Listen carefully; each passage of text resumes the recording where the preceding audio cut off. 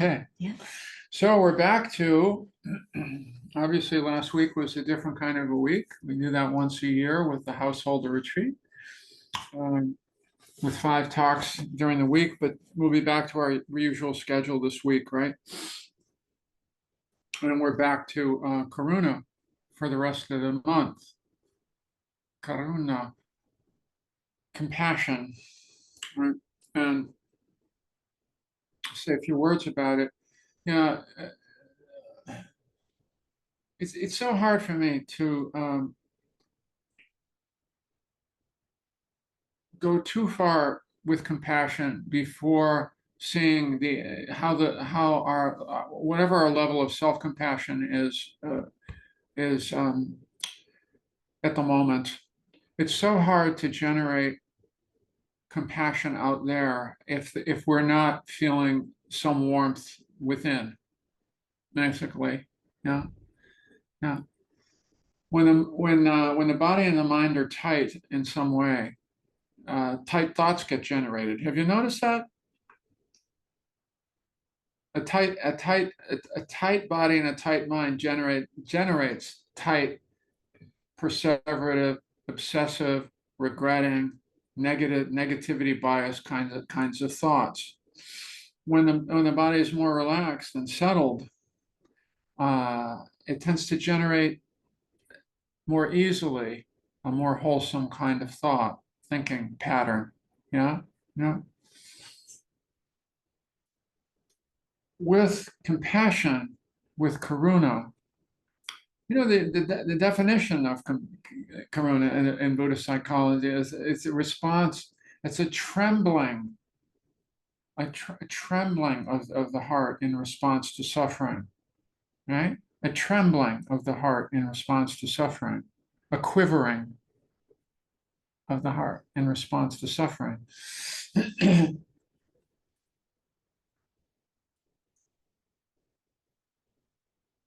And that happens sometimes for us. Sometimes it does happen spontaneously, you know? We'll all have our moments. Sometimes it's when we see suffering with a young child or a pet, or there are times when it becomes really, really clear and immediate. That's also true. But there are times when it just doesn't arise at all. And in particular, it's particularly poignant how it doesn't arise frequently when something arises within ourselves, within our own world of experience that is clearly suffering. And you would think, well, if suffering is happening within this organism, of course, the heart should tremble a little bit with care, with obvious, oh my goodness. Oh my goodness. Ouch. Just ouch. Suffering is present. How can I minister to it? How can I be with it? How can I be present to it? How can I hold it? How can I make room for it? How can I soothe it? How can I make some kind of meaningful relationship with it? That's not always what happens, is it? It's not. Instead, it's like suffering arises and a number of things happen there, a number of possibilities, right? One is turning away from it, just wanting to turn away from it, aversion, averse to my own suffering. I don't want to feel it. Sometimes I'm afraid to feel it. Sometimes I'm afraid what if I start to feel it, I might feel overwhelmed. I might feel swept away by it. Could it be something in that space? Is it that I don't deserve to feel tender toward my own suffering? I don't deserve it. We got these messages early on. I'm not worthy of that. I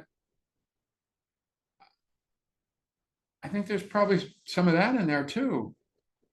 Oh, I should be over this, or what's wrong with me? Instead of responding with karuna, with just immediate sense of ministering with compassion, we respond to, well,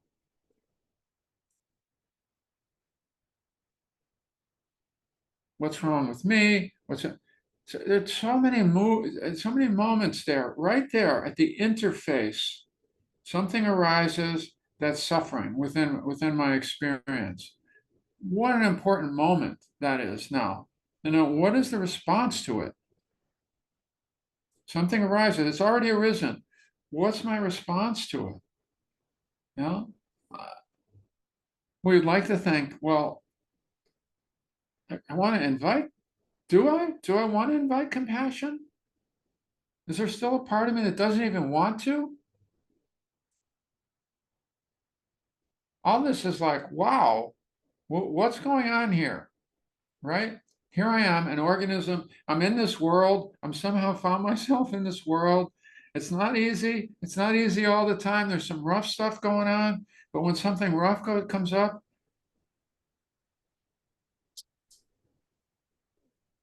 I don't know how to relate to it.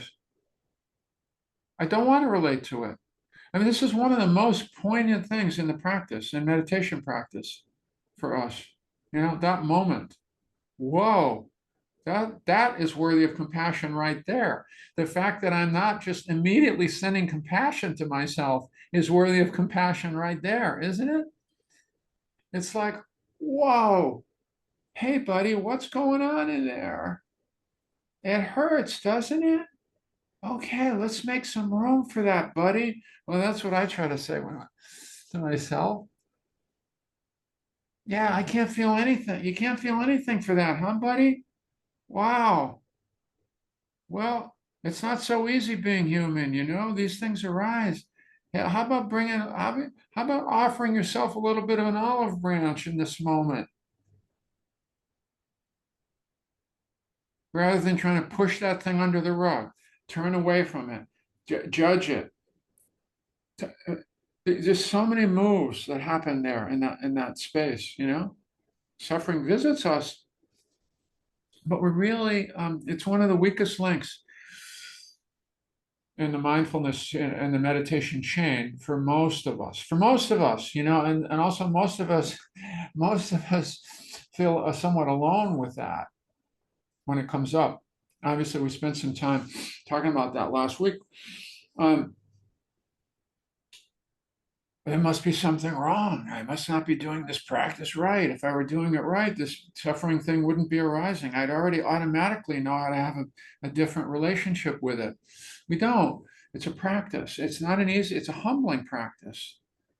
It's a humbling practice, saying that we're still being rough with ourselves, still being tough with ourselves, still being judgmental, still being standoffish with ourselves. I mean, you know. So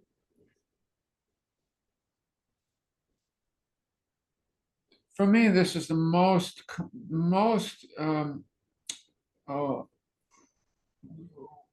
worthy of attention in the compassion space is what's still up with us. How is it playing out? That I've learned. This is what I've reinforced for a long time. There's nothing defective here, but I've learned for a long time when suffering arises in me to not turn toward it with kindness. I've just learned to not, I've never practiced doing that.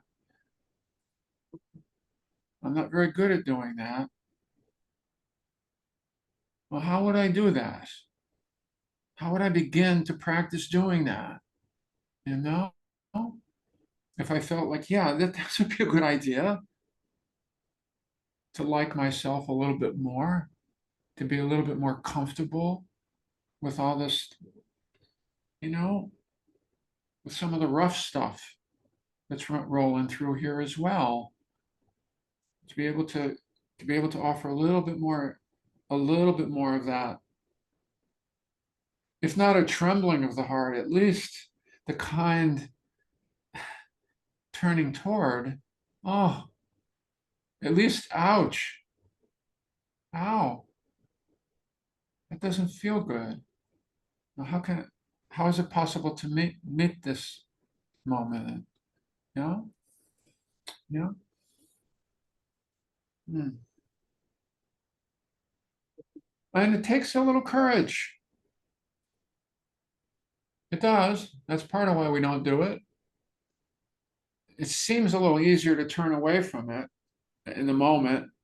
It seems like it's a little easier. It is a little easier in the moment, but that just reinforces that pattern of turning away from it. We get better at turning away from certain aspects of our experience. And this practice is about being more inclusive, and that means turning toward the things that we've left out in the cold, gradually. And it does, it takes courage. It's not a passive process, compassion, you know? Strong back, front, soft front. There's got to be some sense of groundedness and some, um, she's always reminding us of that, it's hard to be compassionate without feeling, getting somewhat grounded and without feeling just a little bit of kindness first, a little metta first. You know, it's just rich territory for all of us. Yeah. Speaking for myself as well, it's just rich. There's a lot to mine here, to open to soften around for all of us. There is layer after layer uh, of us not quite frequently enough whispering nice things into our own ear. And so